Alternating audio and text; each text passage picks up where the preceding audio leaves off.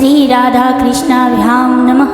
श्रीमद्भागवत महापुराण प्रथम खंड तृतीय स्कंद अथ द्वितीयो अध्याय। उद्धव जी द्वारा भगवान की बाल लीलाओं का वर्णन। श्री सुखदेव जी कहते हैं, जब विदुर जी ने परम भक्त उद्धव से इस प्रकार उनके प्रियतम श्री कृष्ण से संबंध रखने वाली बातें पूछी, तब उन्हें अपने स्वामी का स्मरण हो आया और वे हृदय भर आने के कारण कुछ भी उत्तर न दे सके। जब ये 5 वर्ष के थे तब बालकों की तरह खेल में ही श्री कृष्ण की मूर्ति बनाकर उसकी सेवा पूजा में ऐसे तन्मय हो जाते थे कि कलेवे के लिए माता के बुलाने पर भी उसे छोड़कर नहीं जाना चाहते थे। अब तो दीर्घकाल से उन्हीं की सेवा में रहते रहते ये बूढ़े हो चले थे, अतः विदुर जी के पूछने से उन्हें अपने प्यारे प्रभु के चरण कमलों का स्मरण हो आया। उनका चित्त विरह से व्याकुल हो गया, फिर वे कैसे उत्तर दे सकते थे। उद्धव जी श्री कृष्ण के चरणारविंद मकरंद सुधा से सराबोर होकर 2 घड़ी तक कुछ भी नहीं बोल सके। तीव्र भक्ति योग से उसमें डूबकर वे आनंद मग्न हो गए। उनके सारे शरीर में रोमांच हो आया तथा मूंदे हुए नेत्रों से प्रेम के आंसुओं की धारा बहने लगी। उद्धव जी को इस प्रकार प्रेम प्रवाह में डूबे हुए देखकर विदुर जी ने उन्हें कृत्य माना। कुछ समय बाद जब उद्धव जी भगवान की प्रेम धाम से उतरकर पुनः धीरे धीरे संसार में आए, तब अपने नेत्रों को पोंछकर भगवत लीलाओं का स्मरण हो आने से विस्मित हो गए। विदुर जी से इस प्रकार कहने लगे। उद्धव जी बोले, विदुर, श्री कृष्ण रूप सूर्य के छिप जाने से हमारे घरों को काल रूप अजगर ने खा डाला है। वे श्रीहीन हो गए हैं। अब मैं उनकी क्या कुशल सुनाऊं। ओह, यह मनुष्य लोक बड़ा ही अभागा है। इसमें भी यादव तो नितांत भाग्यहीन है, जिन्होंने निरंतर श्री कृष्ण के साथ रहते हुए भी उन्हें नहीं पहचाना। जिस तरह अमृतमय चंद्रमा के समुद्र में रहते समय मछलियां उन्हें नहीं पहचान सकी थी। यादव लोग मन के भाव को ताड़ने वाले बड़े समझदार और भगवान के साथ एक ही स्थान में रहकर क्रीड़ा करने वाले थे, तो भी उन सबने समस्त विश्व के आश्रय सर्वांतर्यामी श्री कृष्ण को एक श्रेष्ठ यादव ही समझा। किंतु भगवान की माया से मोहित इन यादवों और इनसे व्यर्थ का बैर ठानने वाले शिशुपाल आदि के अवहेलना और निंदा सूचक वाक्यों से भगवत प्राण महानुभावों की बुद्धि भ्रम में नहीं पड़ती थी। जिन्होंने कभी तप नहीं किया, उन लोगों को भी इतने दिनों तक दर्शन देकर अब उनकी दर्शन लालसा को तृप्त किए बिना ही वे भगवान श्री कृष्ण अपने त्रिभुवन मोहन श्री विग्रह को छिपाकर अंतर ध्यान हो गए, और इस प्रकार उन्होंने मानो अनेक नेत्रों को ही छीन लिया है। भगवान ने अपनी योग माया का प्रभाव दिखाने के लिए मानव लीलाओं के योग्य जो दिव्य श्री विग्रह प्रकट किया था, वह इतना सुंदर था कि उसे देखकर सारा जगत मोहित हो ही जाता था। वे स्वयं भी विस्मित हो जाते थे। सौभाग्य और सुंदरता की पराकाष्ठा थी उस रूप में। उससे आभूषण अंगों के गहने भी विभूषित हो जाते थे। धर्मराज युधिष्ठिर के राजसूय यज्ञ में जब भगवान ने उस नयनाभिराम रूप पर लोगों की दृष्टि पड़ी थी, तब त्रिलोकी ने यही माना था कि मानव सृष्टि की रचना में विधाता की जितनी चतुराई है, सब इसी रूप में पूरी हो गई है।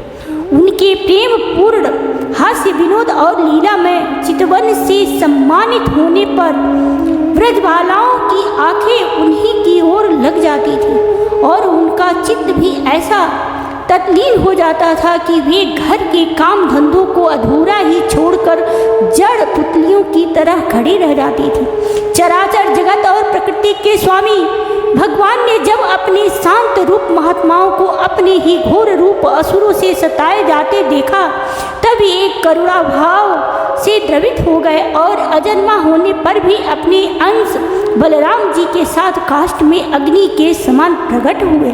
अजन्मा होकर भी वासुदेव जी के यहाँ जन्म लेने की लीला करना, सबको अभय देने वाले होने पर भी मानो कंस के भय से ब्रज में जाकर छिप रहना और अनंत पराक्रमी होने पर भी कालयवन के सामने मथुरापुरी को छोड़कर भाग जाना। भगवान की ये लीलाएं याद आकर मुझे बेचैन कर डालती हैं। उन्होंने जो वसुदेव की चरण वंदना करके कहा था, पिताजी माताजी, कंस का बड़ा भय रहने के कारण मुझसे आपकी कोई सेवा न बन सकी। आप मेरे इस अपराध पर ध्यान न देकर मुझ पर प्रसन्न हो। श्री कृष्ण की ये बातें सब जब याद आती हैं तब आज भी मेरा चित्त अत्यंत व्यथित हो जाता है। जिन्होंने काल रूप अपने भुकुटी विलास से ही पृथ्वी का सारा भार उतार दिया था, उन श्री कृष्ण के पद्म पराग का सेवन करने वाला ऐसा कौन पुरुष है जो उसे भूल सके। आप लोगों ने राजसूय यज्ञ में प्रत्यक्ष ही देखा था कि श्री कृष्ण से द्वेष करने वाले शिशुपाल को वह सिद्धि मिल गई जिसकी बड़े बड़े योगी भली भांति योग साधना करके स्पृहा करते रहते हैं। उनका विरह भला कौन सह सकता है।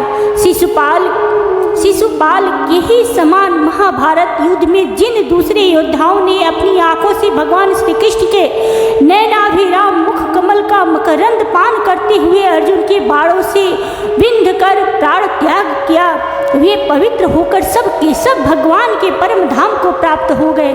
स्वयं भगवान श्री कृष्ण तीनों लोकों के अधीश्वर हैं। उनके समान भी कोई नहीं है। उनसे बढ़कर तो कौन होगा। वे अपने स्वतः सिद्ध ऐश्वर्य से ही सर्वदा पूर्ण काम है। इंद्रादि असंख्य लोकपाल गण नाना प्रकार की भेंटें ला लाकर अपने अपने मुकुटों के अग्रभाग से उनके चरण रखने की चौकी को प्रणाम किया करते हैं। विदुर जी वे ही भगवान श्री कृष्ण राज सिंहासन पर बैठे हुए उग्रसेन के सामने खड़े होकर निवेदन करते थे, देव हमारी प्रार्थना सुनिए। उनके इस सेवा भाव की याद आते ही हम जैसे सेवकों का चित्त अत्यंत ही व्यथित हो जाता है। पापिनी पूतना ने अपने स्तनों में हलाहल विष लगाकर श्री कृष्ण को मार डालने की नीयत से उन्हें दूध पिलाया था। उसको भी भगवान ने वह परम गति दी जो धाय को मिलनी चाहिए। उन भगवान श्री कृष्ण के अतिरिक्त और कौन दयालु है जिसकी शरण ग्रहण करें।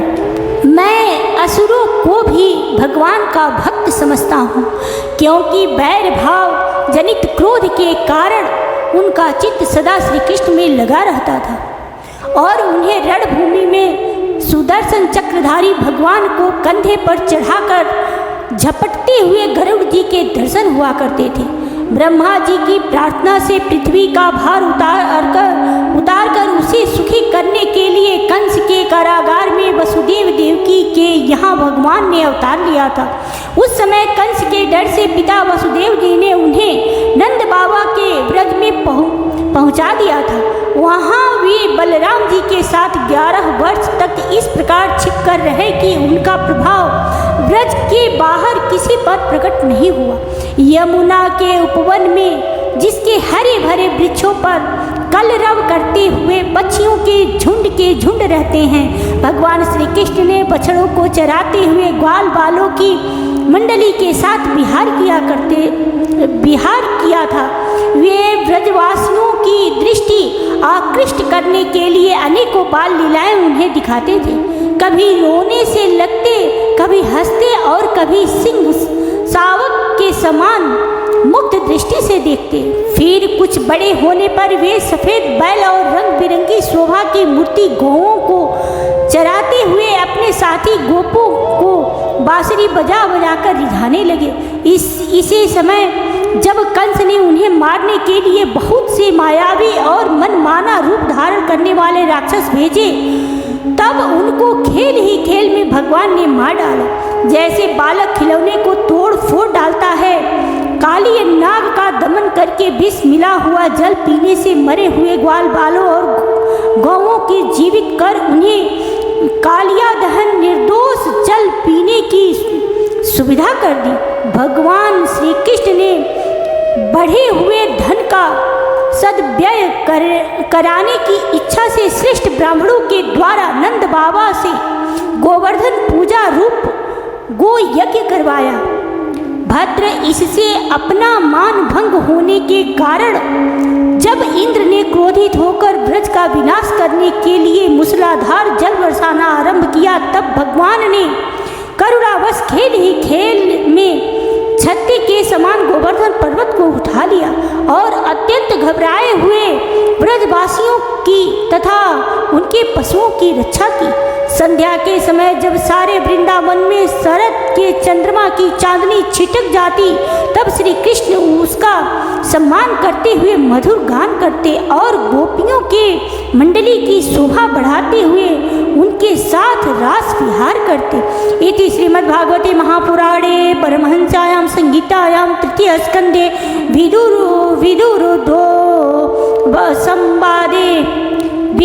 उद्धव संवादे द्वितीयो अध्यायः। अथ तृतीयो अध्यायः। भगवान ने अन्य लीला चरित्रों का वर्णन। उद्धव जी कहते हैं, इसके बाद श्री कृष्ण अपने माता पिता देवकी वसुदेव को सुख पहुँचाने की इच्छा से बलदेव जी के साथ मथुरा पधारे और उन्होंने शत्रु समुदाय के स्वामी कंस को ऊंचे सिंहासन से नीचे पटक कर तथा उसके प्राण लेकर उसकी लाश को बड़े जोर से पृथ्वी पर घसीटा। सांदीपनी मुनि के द्वारा एक बार उच्चारण किए हुए सांगोपांग वेद का अध्ययन करके दक्षिणा स्वरूप उनके मरे हुए पुत्र को पंचजन नामक राक्षस के पेट से यमपुरी से लाकर दे दिया। भीष्मक नंदिनी रुक्मिणी के सौंदर्य से अथवा रुक्मी के बुलाने से जो शिशुपाल और उसके सहायक वहां आए हुए थे, उनके सिर पर पैर रखकर गांधर्व विधि के द्वारा विवाह करने के लिए अपनी नित्य संगिनी रुक्मिणी को वे वैसे ही हरण कर लाए जैसे गरुड़ अमृत कलश को ले आए थे। स्वयंवर में 7 बिना नथे हुए बैलों को नाद कर नग्न जीती सत्या से विवाह किया। इस प्रकार मान भंग हो जाने पर मूर्ख राजाओं ने शस्त्र उठाकर राजकुमारी को छीनना चाहा। तब भगवान श्री कृष्ण ने स्वयं बिना घायल हुए अपने शस्त्रों से उन्हें मार डाला। भगवान विषयी पुरुषों की सी लीला करते हुए अपनी प्राण प्रिया सत्यभामा को प्रसन्न करने की इच्छा से उनके लिए स्वर्ग से कल्प वृक्ष उखाड़ लाए। उस समय इंद्र ने क्रोध से अंधे होकर अपने सैनिकों सहित उन पर आक्रमण कर दिया, क्योंकि वह निश्चय ही अपनी स्त्रियों का क्रीड़ा मृग बना हुआ है। अपने विशाल दीन डौल से आकाश को भी ढक देने वाले अपने पुत्र भौमासुर को भगवान के हाथ से मरा हुआ देखकर पृथ्वी ने जब उनसे प्रार्थना की, तब उन्होंने भौमासुर के पुत्र भगवदत्त को उसका बचा हुआ राज्य देकर उसके अंतःपुर में प्रवेश किया। वहाँ भौमासुर द्वारा हर कर लाई हुई बहुत सी राजकन्याएं थी। वे दीन बंधु श्री कृष्णचंद्र को देखते ही खड़ी हो गई और सबने महान हर्ष लज्जा एवं प्रेम पूर्ण चितवन से तत्काल ही भगवान को पति रूप में वर्ण कर लिया।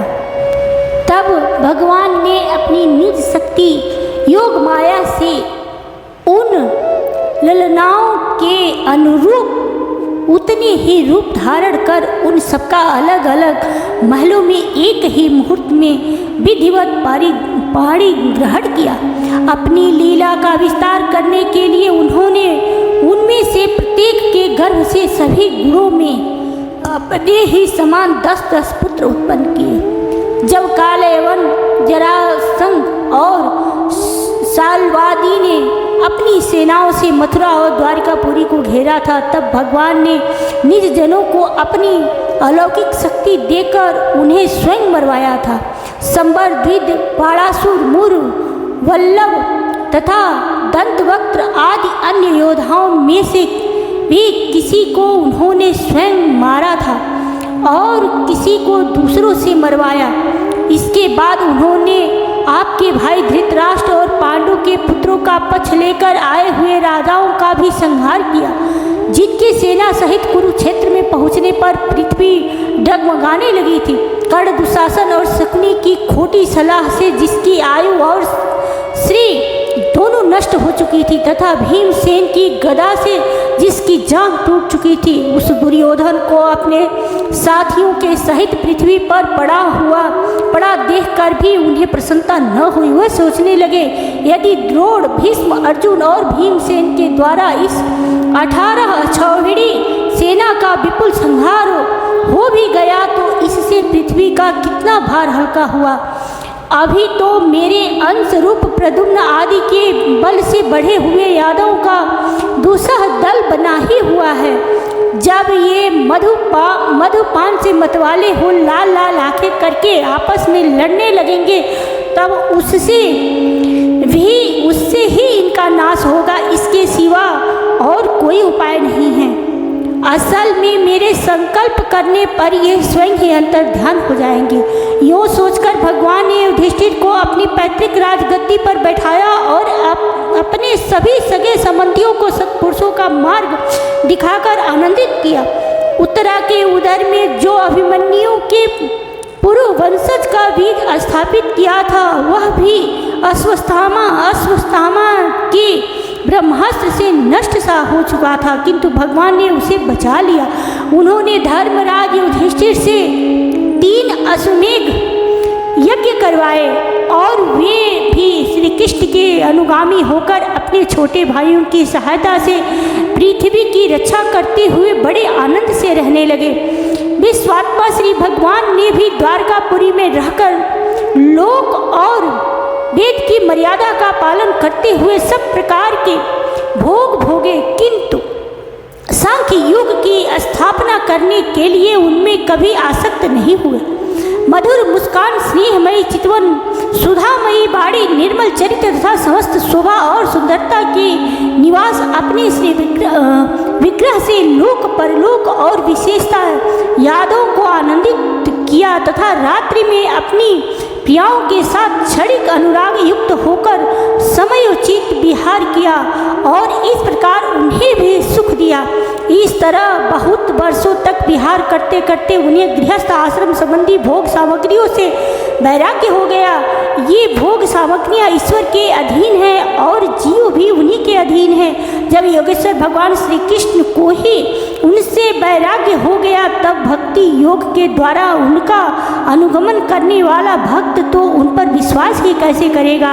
एक बार द्वारिकापुरी में खेलते हुए यदुवंशी और भोजवंशी बालकों ने खेल खेल में कुछ मुनीश्वरों को चिढ़ा दिया। तब यादव कुल का नाश ही भगवान को अभिष्ट है, यह समझकर उन ऋषियों ने बालकों को शाप दे दिया कि इसके कुछ ही महीने बाद भावी वश वृष्ण, भोज और अंधक वंशी यादव बड़े हर्ष से रथों पर चढ़कर प्रभास क्षेत्र को गए। वहाँ स्नान करके उन्होंने उस तीर्थ के जल से पितर देवता और ऋषियों का तर्पण किया तथा ब्राह्मणों को श्रेष्ठ गंवी दी। उन्होंने सोना, चांदी, सया, वस्त्र, मृग चर्म, कंबल, पालकी, रथ, हाथी, कन्याएं और ऐसी भूमि जिससे जीविका चल सके तथा नाना प्रकार के सरस अन्न भी भगवत अर्पण करके ब्राह्मणों को दिए। इसके पश्चात गौ और ब्राह्मणों के लिए ही प्राण धारण करने वाले उन वीरों ने पृथ्वी पर सिर टेक कर उन्हें प्रणाम किया। इति श्रीमद्भागवते महापुराणे परमहंस्यायां संहितायां तृतीय स्कंदे विदुरोधो संवादे तृतीयो अध्याय। मैं अपनी वाणी को ही विश्राम देती हूँ। राधे राधे।